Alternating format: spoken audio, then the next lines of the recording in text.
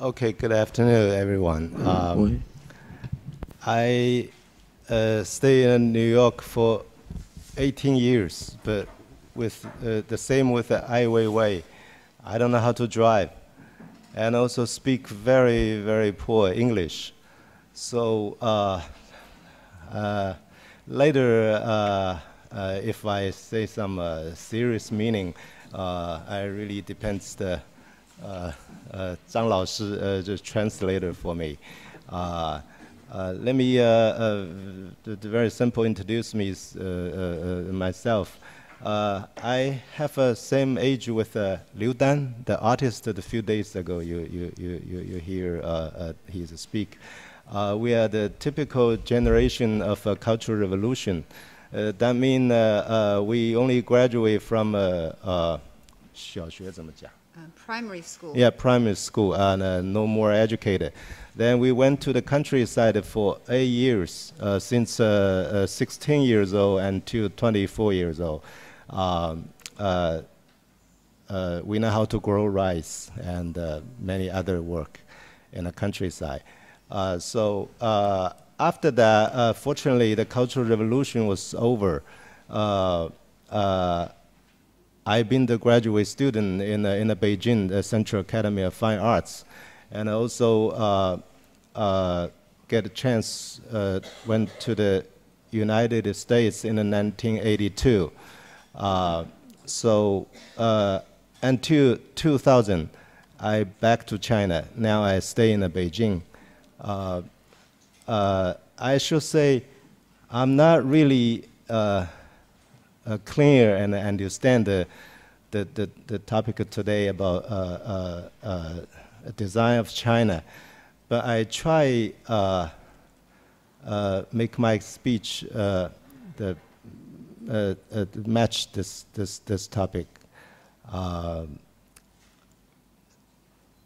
我想我开始说的意思就是，当我们出生的时候，一切已经被设计好了。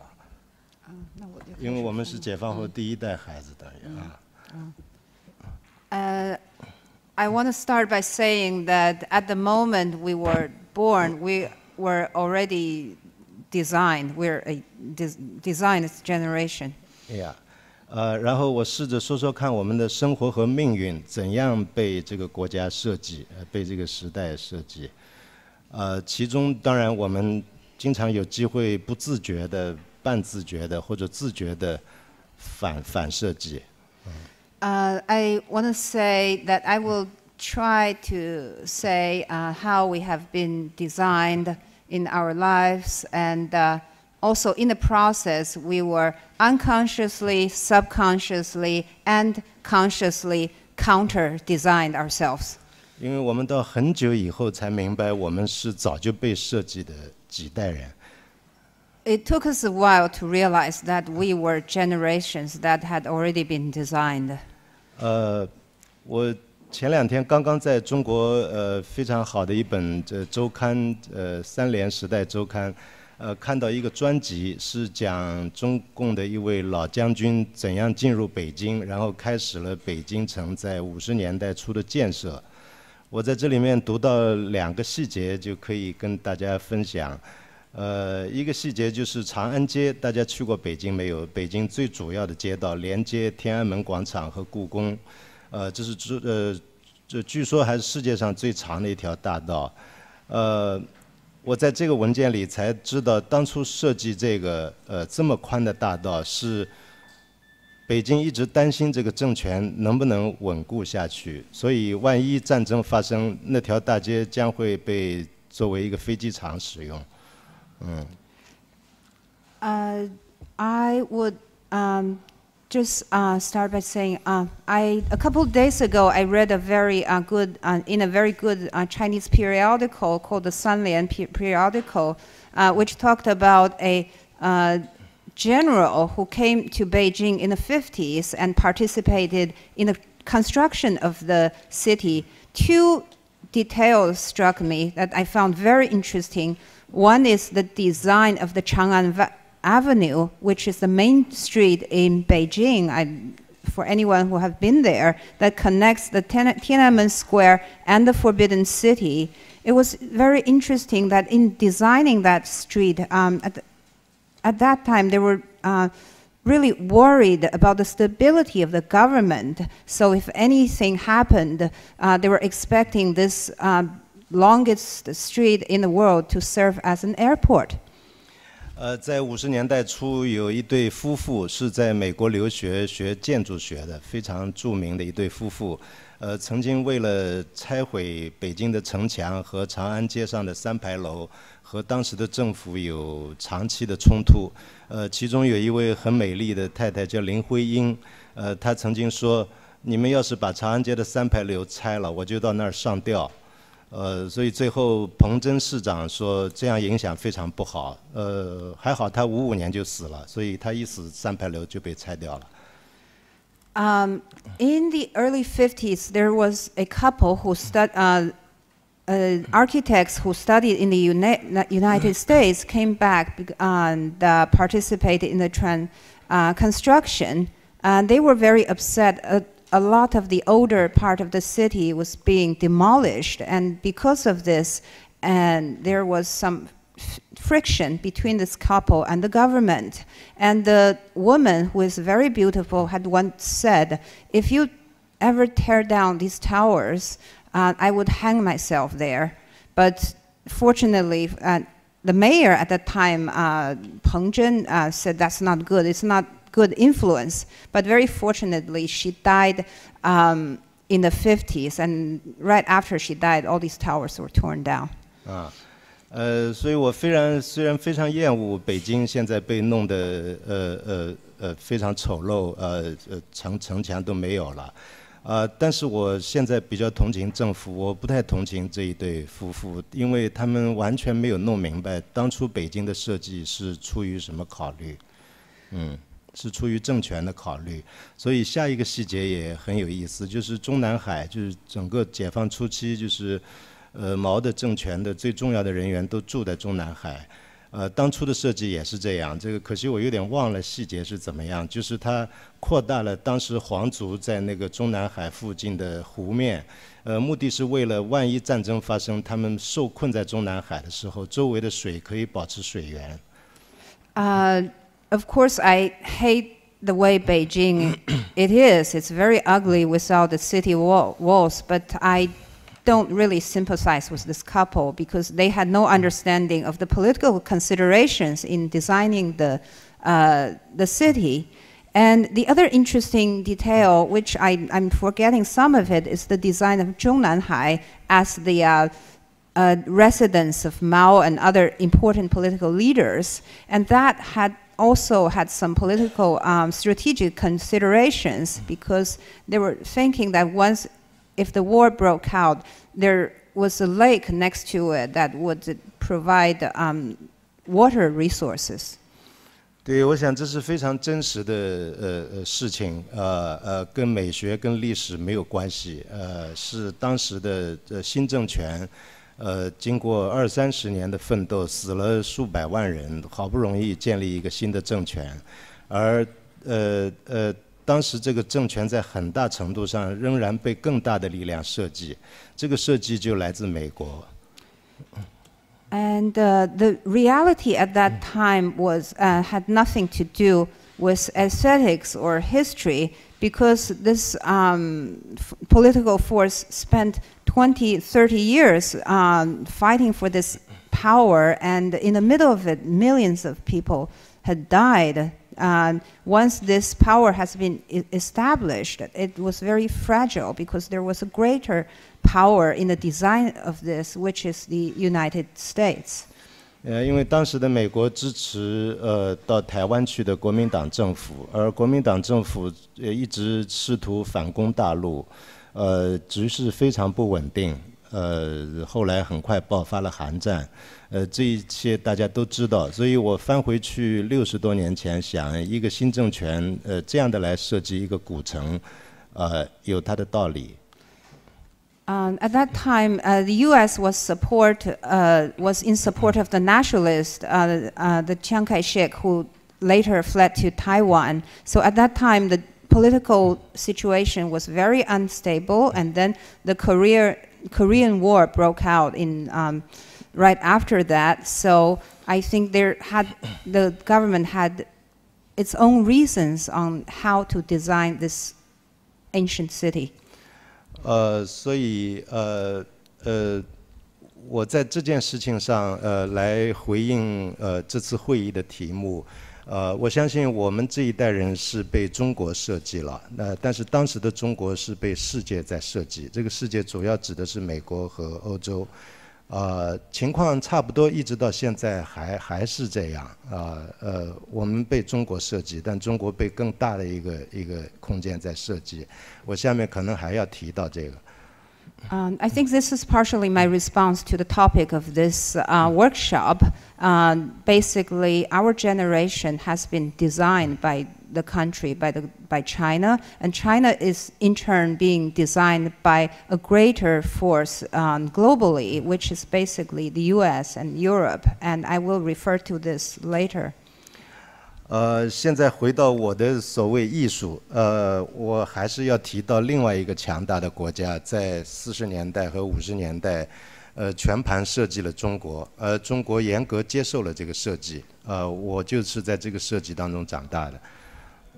And back to the so-called art, I think the part of that designing force was, I want to mention another country which was very powerful in the 40s and the 50s, and China strictly took over that external designing force. 50年代的政治制度、教育制度、文艺制度，包括交通，包括我们穿的衣服，包括很多生活方式，全盘学习的是苏联。In the 50s, in terms of the political system, the education system, the art, even fashion and lifestyle, everything we did, we copied the Soviet Union. 刚才我提到的那对夫妇在北京城的设计上面，就遭遇两方面的强大的权力，一个是中共政府，一个就是苏联。And the couple I mentioned a little earlier, they were under the force of two major powers. One is the Chinese Communist Party, and the other one would be the Soviet Union. 因为这对夫妇在30年代已经被美国设计过了，所以他们受不了苏联的设计。可是在我这儿情况正好相反，我一生出来就被苏联和中国设计，所以我从少年时代一直到青年时代，我最晕眩的一个美学就是苏维埃社会主义现实主义。This couple in the early 30s, they had been designed by the Americans. That's why they couldn't tolerate the design later by the Russians and the Chinese communists. In my case, I'm exactly the opposite. 我想我在1970年左右，68年左右吧，正式自学油画，一直到我在1976年，8年以后，我拿出了我当时的大创作的时候，我最崇拜的都是苏维埃的画家，这幅画的。这个照片我这次带来了，就是这幅画。In the around 1968 or 1970, I was teaching myself oil painting, and by 1976, when I presented my major piece of work, it had that great Russian influence, because at that time, it was really the Russian painters I absolutely admired. 直到今天我还没有去过苏联，但是我在那些年，尽可能找到任何苏联的绘画的印刷品来看，有很多我崇拜的英雄像俄罗斯的列宾和苏里科夫，还有苏维埃的这个德嘎切夫和哈尔拉莫夫这些画家，这些画家给我的一个大的一个影响就是都喜欢画历史题材，画悲剧性的场面。人物众多，而且通常记录历史的一个很重要的时刻。Up until today, I still have not been to the Soviet Union or Russia, but at that time I was looking at every possible print I could find because all these Russian painters were my heroes, and they were very interested in representing the historical moment, the tragic moments with a lot of characters, and was like a historical moments they were interested in. 所以在1976年的时候，我等来了这样一个机会。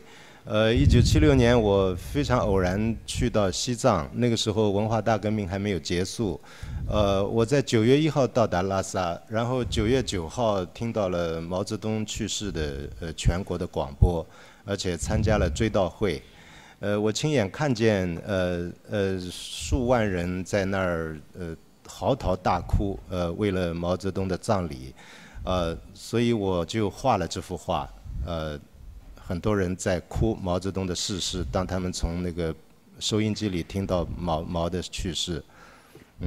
In 1976, I had the opportunity of going to Tibet. At that time, the Cultural Revolution was still going on, and I went to Lhasa on the 1st of September, and on the 9th, I heard the news of Mao dying, and had the opportunity to witness the mourning, and saw tens of thousands of people crying over Mao's death, and that I did in my art.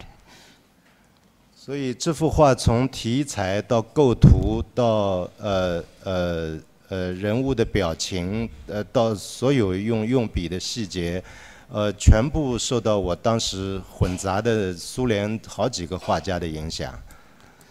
And this painting, from the subject matter to the construction to the facial expressions of people, even to the brush strokes, all had the mixed influence of several Russian painters.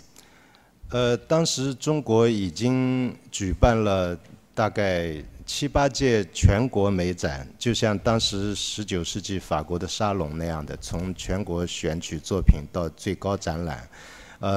大家如果看过那些全国美展，你可以知道每一个画家都用苏联的画法在画，但是我的画只有一点跟他们是不一样的。At that time in China, there had been 7 or 8 national art exhibitions already held. It was kind of like the French Salon, selecting artwork from all over the country, and you can pretty much see that everybody was going after the Russian style. But there was one thing that in which I was slightly different. 这一点不同，就因为我在画面上画了很多人在哭。大家如果稍微了解文化大革命10年期间的绘画和此前1949年到1966年的画，这是被严格禁止的，不可以画悲剧场面，不可以画我们的新中国的工人农民在那里哭。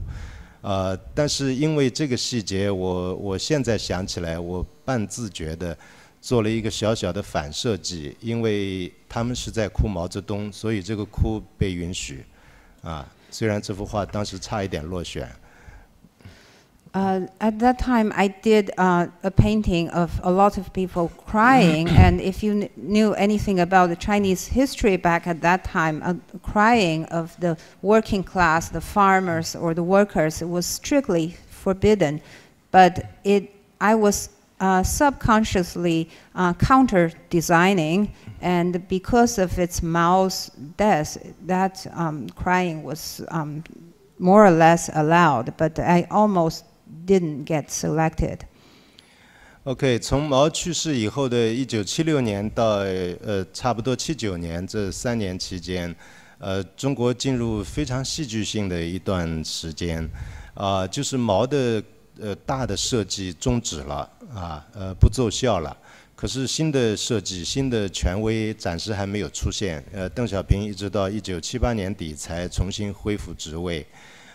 所以这个时候在有些领域，像文艺创作里面出现很短暂的一个设计中断的一个阶段，我们不再被要求像高度集权时期那样画画，但是我们也不知道到底怎么画画，在这种情况下，我忽然第2次去西藏，在1980年，画出了后来被称为西藏组画的这么一批东西。But from 1976, which is when Mao died, up until 1970 now, China entered a very dramatic era where Mao's greater design terminated, but the new authority was not able to come up with any new design because Deng Xiaoping didn't resume his power up until late 78. And for artistic creation, there was an interruption in this totalitarian design, however, the creative people did not how to do it otherwise. So in 1980, I went to Tibet for a second time and did my Tibetan series.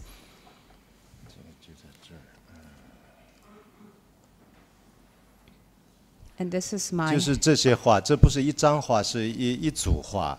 回头这个画册大家有兴趣可以看一下。我至少在那一次去西藏拿了7张这样的画出来。此后我甚至到纽约以后还画了好几年这样的画。我想我可以看成是一次小小的自我设计，就是从苏联的影响走出来，然后寻找欧洲的影响。This is not just one painting, it's a series, and the book I could pass around a little later, because for that trip I came up with at least 7 paintings, and even after I went to New York, I spent a few years painting Tibet, and was more or less like a self-design, during which, in the process, I moved gradually towards the Russian influence, towards the Western influence. 这时候发生了一个很小的插曲，也可以算是来自欧洲的一个设计。就是在文革结束以后，1978年，中国请来了法国卢浮宫的一项展览，展出了19世纪乡村画家，像米勒、科罗、库尔贝这些人。这是一个外来的起到作用的一个设计，我现在回想起来。而另一个设计来自我的童年和少年，因为我生在上海，我在很多年以后才明白这个城市对我的重要，是因为这座城市在19世纪末一直到1949年已经被欧洲人，尤其是法国人设计过一遍了。所以我在少年儿童时代刚喜欢油画的时候，我留下了一个记忆，就是关于欧洲绘画的记忆。他后来被苏联绘画取代，但是在文革结束以后，法国来的这项展览和我在上海少年时代的记忆忽然这个走到一起了，这是一个真的是重新被设计的一个过程。And in my life, there's still also in that time there was a small interlude in which in 1978 there was a element of European design coming into China, which is when there was a national exhibition of the 19th century oil paintings from the Louvre with Corot and Courbet and all these painters. And the other part of me that I didn't realize to be so important was my childhood years, because since the 19th century up until 1949, there was a strong influence of French oil painting that I had witnessed. But this design was later replaced by the Russian design. And so in the late 70s, all these memories all came back together.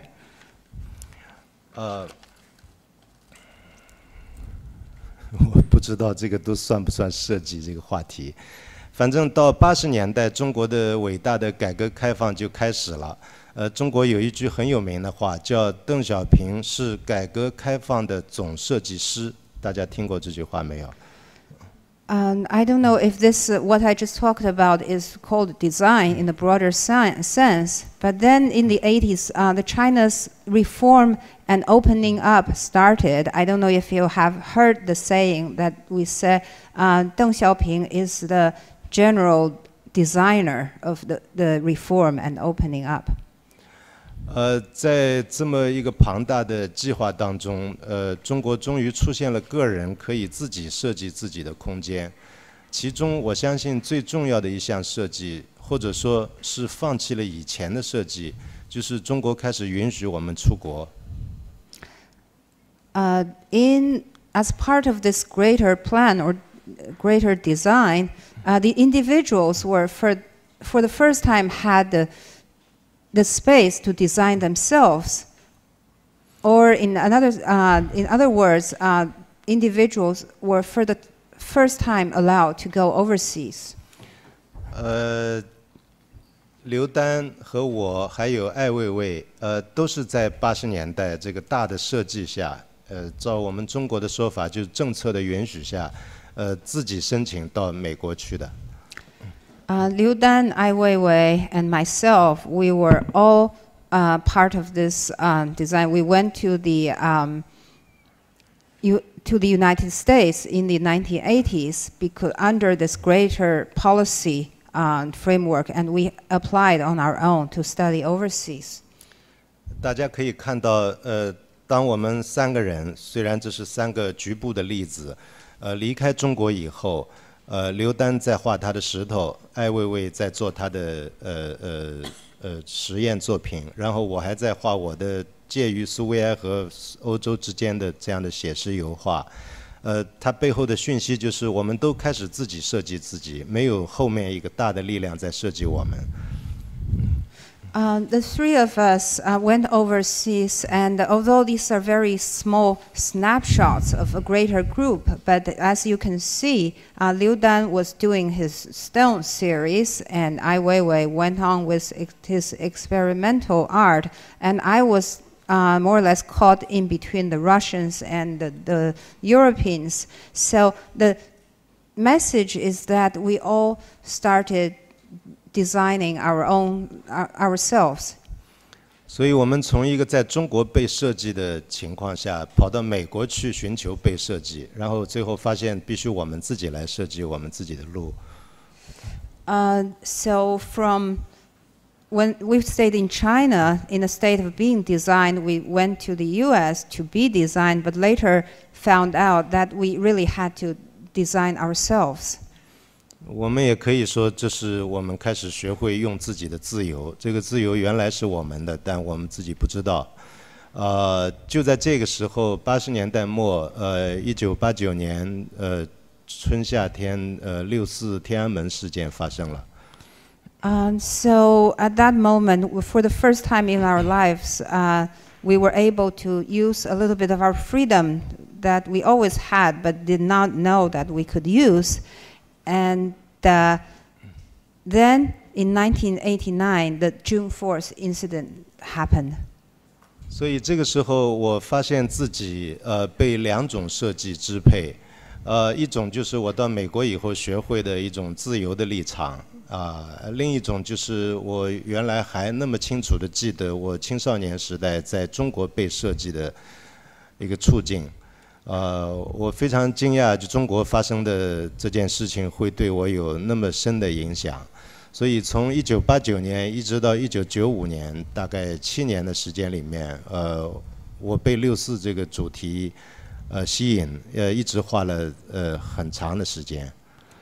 At that time, we were really caught in two kind of designs. One is the freedom, our position of being free, of being ourselves. The other one was we were still being influenced by our state of being designed back when we were in China. So from 1989 to 1995, for 7 years, I was quite caught up in the theme of June the 4th, and I did a lot of work on this.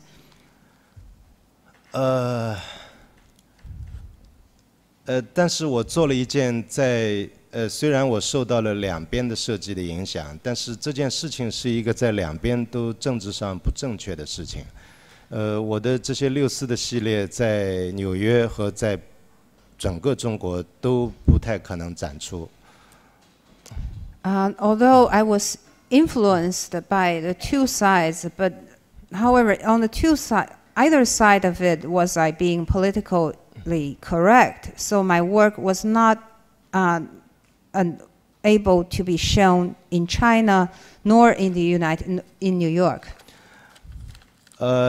但准确的说，我并不是在画64。因为我只是借64的这个 image， 就是在画我的一个分裂的错位的一个视觉经验。In reality, I wasn't really trying to paint June the 4th per se. I was just borrowing the image to show my visual dislocation. OK， 这里是我的一幅64的画。This is one of my June 4th paintings. 很抱歉，这个印刷品太小了，它的原作大概挂起来有5米高，是 triptych， 是这个3联画。I apologize. This print is really small, but the actual work is 5 meters high, and it's a triptych. 这些画曾经在加州的Pasadena 的 Art Center， Art Center of Design， 展出过，很久以前，90几年的时候，大家可以看到我这些3联画，上面一张总是一幅古典的绘画，下面一张总是一个当代的美国的或者欧洲的一个画面，然后最下面的才是64这个画面。所以我的主题并不是64，而是一个分裂的错位的一个视觉经验。这种经验在中国我不会有，我即便那一天在天安门，我也不会有这个经验。但是我在纽约看电视，我就会有这个分裂的经验。我无法告诉大家我怎么会有这个经验。This work has been shown in the 90s at the Pasadena Art Center. As you can see in this triptych, the top part, first part, has always been a classic scene. The middle part is a modern US or European scene, and the lower part is June the 4th. As you can see, I was really trying to present my split or dislocated visual experience, which would not have been possible if I had stayed behind in China. But the experience came from my watching the scene on TV in the US. 我相信这还是跟我的个人经历和一个空间错位有关系。就是在一个所谓极度民主和极度集权的一个国家，在一个极度人权、过度人权和过度这个暴力的一个国家，我两边都有生活经历，我两边发生的画面我都看见，我两边都不想放弃这种画面，对于一个画画的人来说，所以我想把这些经验全都摆出来啊，但我不知道背后的答案是什么。I think this came primarily from a personal experience of extreme disorientation in space, because I had the experience of living in a extremely democratic country or extremely totalitarian country, or in a place that's overtly human rights oriented, or and one that's extremely violent. And I did not want to give up either side of it, because they both form part of my personal experience. 其实我那些年并不很清楚我在做一件什么事情。现在20年过去了，64今年是20年。我曾经试图写一些什么下来，我并不想写64，因为那是太庞大的一个政治事件。我只是想写出这种感受，就是为什么20年以来，在中国可以非常成功的，就像没有发生过这件事情一样。我回国已经9年了，所有人都可以非常自然的不谈这件事情可是我不够勇敢，我写了一些，但是我不知道到哪里去发表，而且我也不敢发表。就像我的画一样，现在也不能发表，也不能展出。I am still not quite clear what I'm doing. 20 years has passed since the June 4th. This is already the 20th years anniversary of that incident. I tried to write down something, not exactly on June the 4th, but really my personal feeling, because in China it's very interesting. Now everything has been going on as if June 4th, the incident never happened, and people can naturally just choose not to talk about it. I wrote a little bit, but I'm not brave enough to publish this, and as some of my paintings currently, I would not dare publish. 所以我要非常感谢Akbar Abbas。他在1994年看到了我的这些画，然后在1995年用他在香港大学比较文学系里面的一笔经费，为我出版了这本画册。这是我这些大画到现在唯一的一本画册。阿克巴也是我在这么多年来可以说唯一的，在很早就肯定我这些作品的人。我今天吃中饭的时候刚刚看见了他的穷理论的一个翻译稿，我非常高兴，同时也非常遗憾，就是我要是早一点知道他的这个理论，我想我会非常猖狂在当时做我更想做的事情。So here I really want to take this opportunity to thank Akbar, because in 1994 he saw these paintings of mine, and in 95 he had some funding when he was at the Hong Kong University Department of Comparative Literature, and he supported me to publish this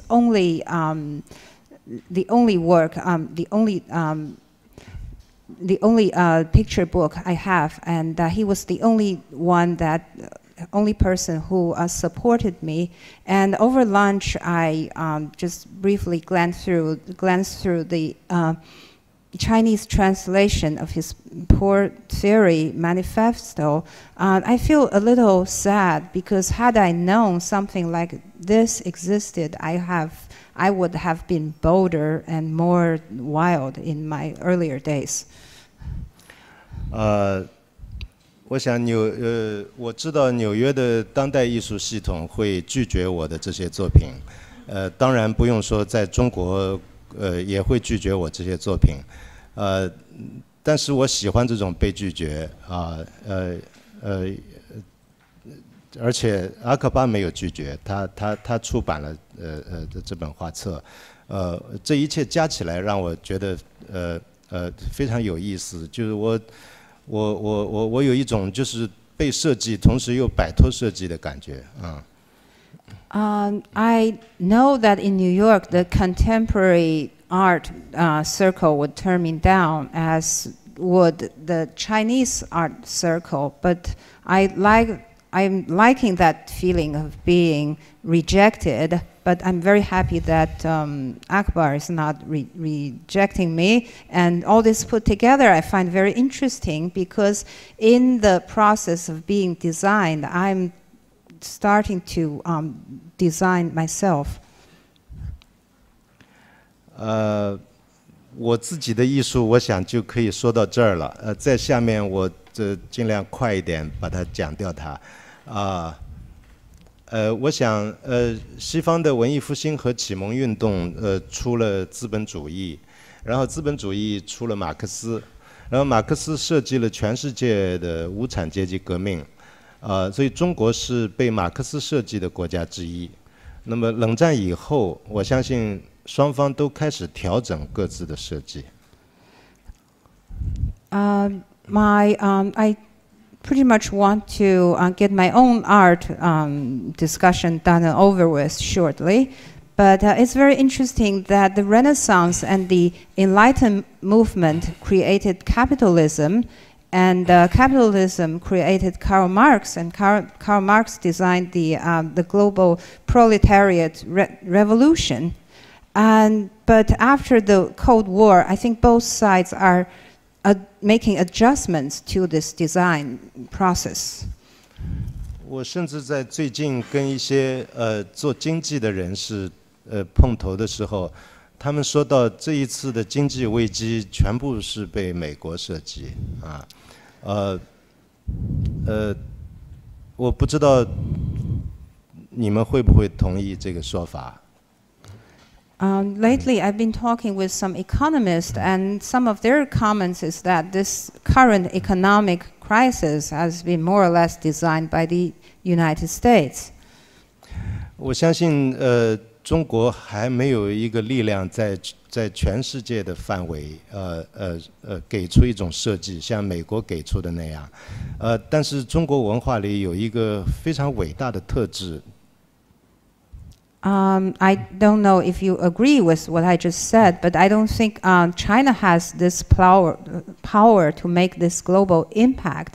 But however, China also, there's some unique characteristics in Chinese culture. 这个特质就是中国人非常会利用设计，就当他知道被设计以后，他会利用这个设计变成他自己的设计。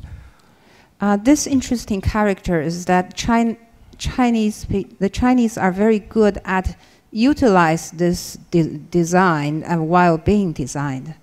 我相信马克思一定会认不出列宁的那个社会主义，设计，列宁一定会认不出中国的这个社会主义设计。I'm sure that Karl Marx would not be able to recognize Lenin's design, and Lenin, of course, would not be able to recognize China's design. 然后我相信毛泽东也会认不出邓小平的这个设计。And Mao wouldn't be able to recognize Deng Xiaoping's design either. 然后邓小平也不一定认得出今天两届政府的设计。And Deng wouldn't be able to recognize the designs in the 2 terms of government after him.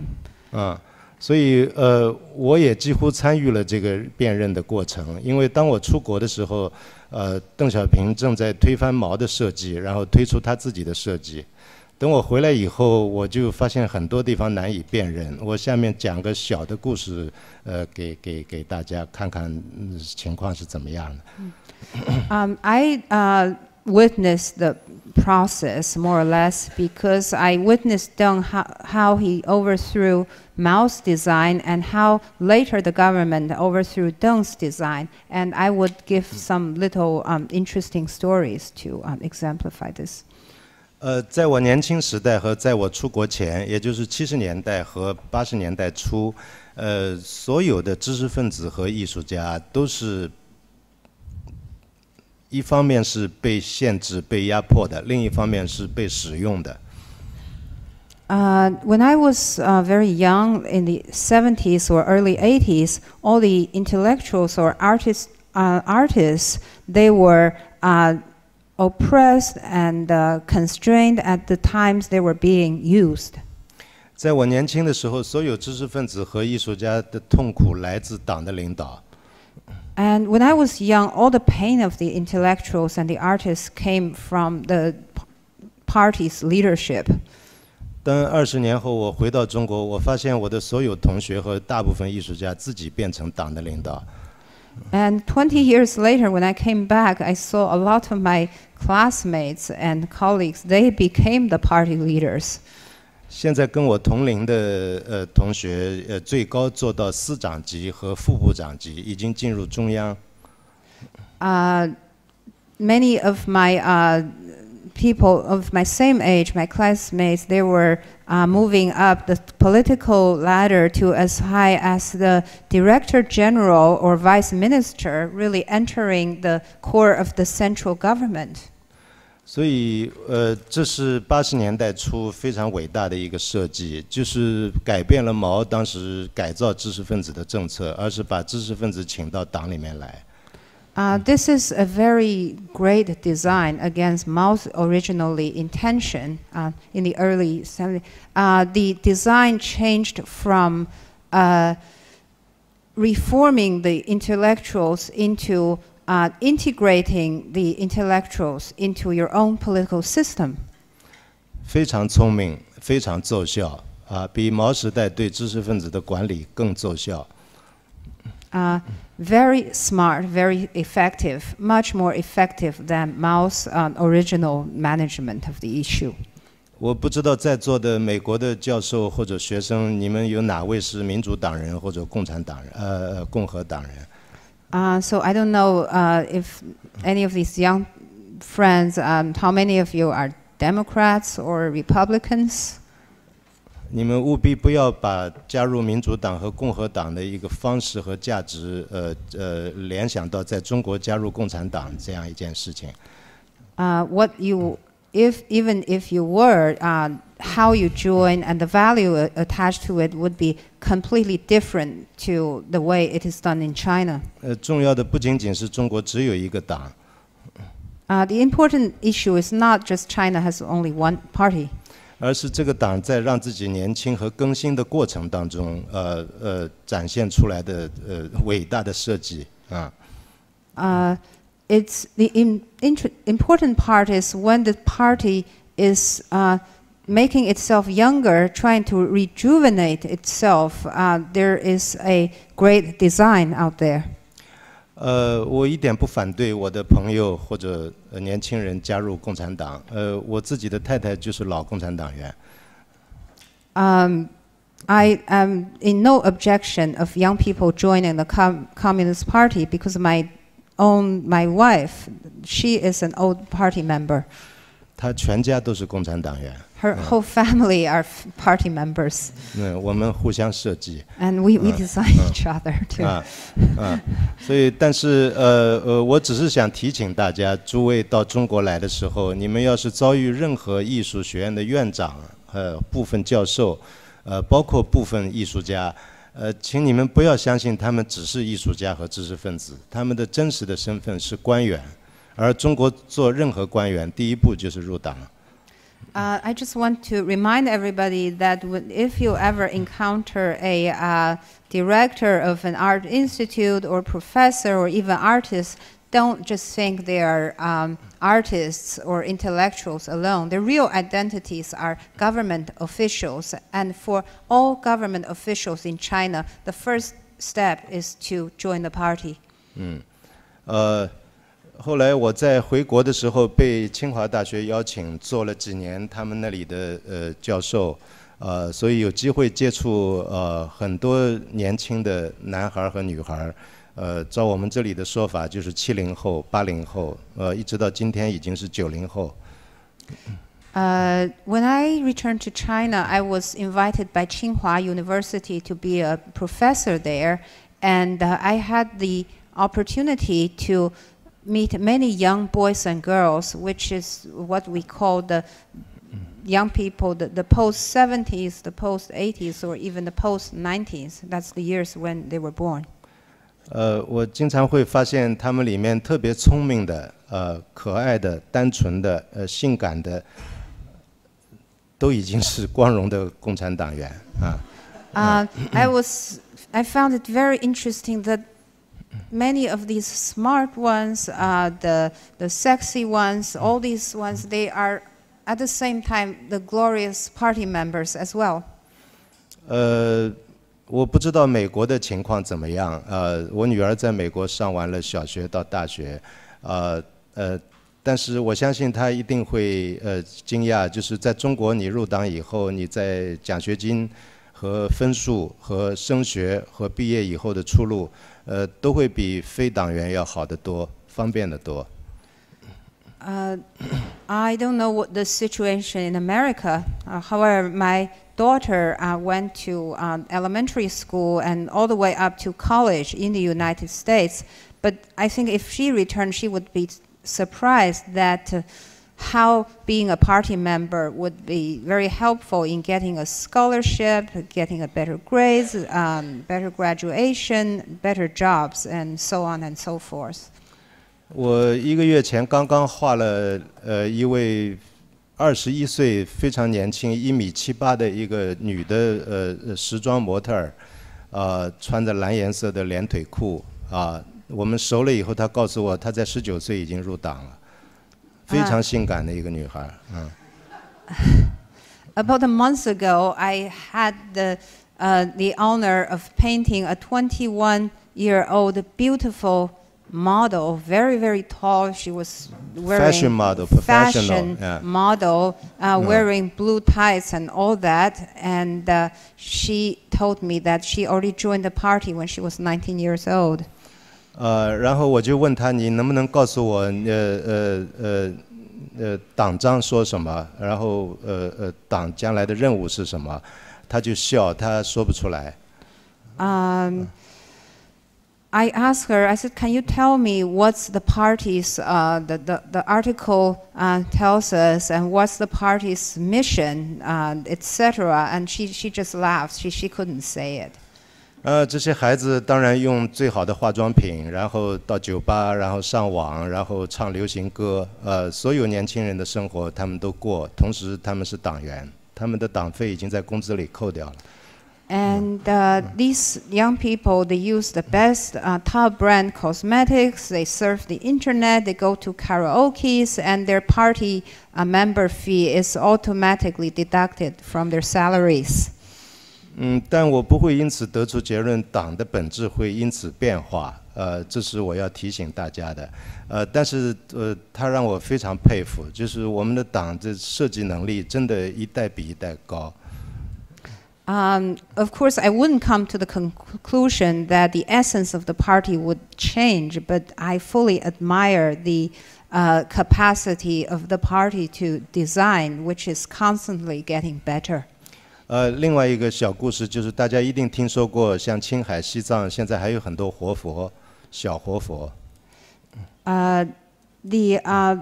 Also, you must have known that in Tibet or the Tibetan areas of Qinghai, there are also these the monks.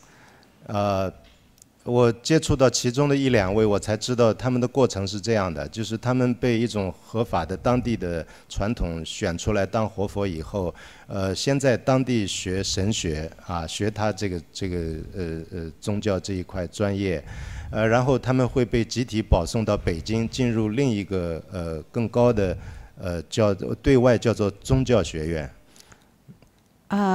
These young chief monks, they were selected by the local tradition, and in the earlier years, they would study theology at the place where they are in the temple. But when they get older, they get their higher education they're sent to Beijing to the religious college. 然后他们说，在里面学的不是宗教，而是政治。And what they learned in Beijing, in there, is not religion; it's politics. 原来他们跟我见过的所有中国的大学生、高中生和研究生一样，就是考试的时候必须通过政治课，合格政治分数。And just like any middle school students or college students or graduate students, like anybody else, they have to pass on their courses of political studies. 然后这些活佛经过了1年的政治训练以后，就开始正式当他的活佛。And after 1 year of rigorous training, then they're sent back to be their chief monks. 所以我相信他们学的政治，用最简单的话来概括，就是1年以后他们得知道服从谁，真正的权利是谁。And I think the take-home message for these young people in their political class is that by that time they should know who the real power is and who they should listen to. 所以大家如果知道，在中国所有法院、法庭最高领导不是法官，而是党的书记，大家就不会对活佛上政治课感到惊讶。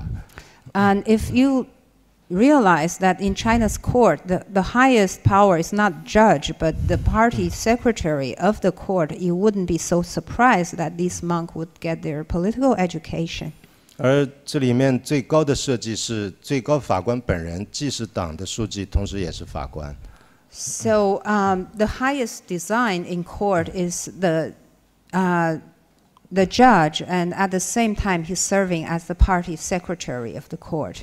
所以我想诸位应该了解这一点，谁是这里最高的设计？如果不弄清这一点，不可能了解中国，不可能和中国人打交道，不可能和中国人做生意。So I think everybody who wants to have something to do with China has to realize who the top designer is per se. Otherwise, you cannot come to China to work with the Chinese or do business or anything.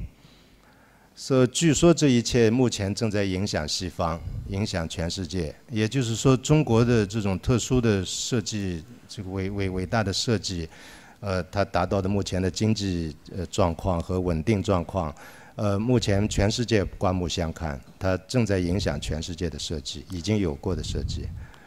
I have been told that all this design is having an impact on the Western world or the whole world, because the current economy and stability is having its influence worldwide.